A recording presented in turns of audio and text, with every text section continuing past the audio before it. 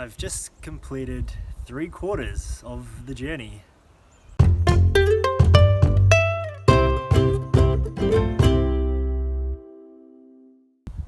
Welcome to Rocky Paddock Campsite in the Mount Crawford Forest.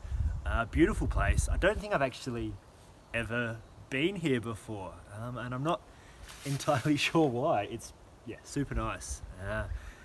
Massive trees, and as you may have imagined, quite a rocky paddock. You can see I'm sitting on one at the moment.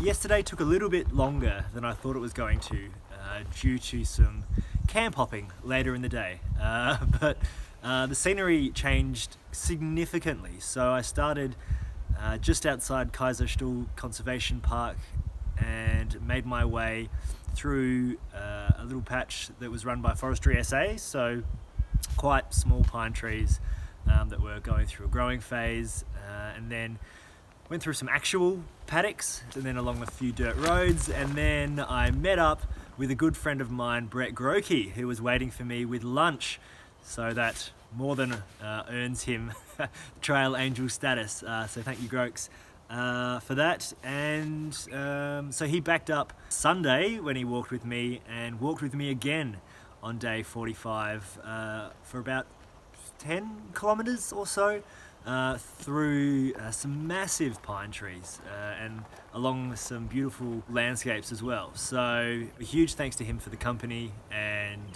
the Sanger, and looking forward to catching up with him and everyone else back in the Barossa once I'm finally done with this whole mad adventure.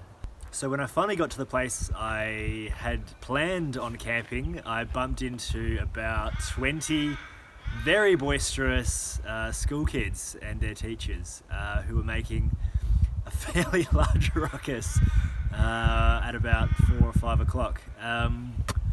So I thought better of staying there while it might have been fun to have some company. Sleep is high on my agenda at the moment.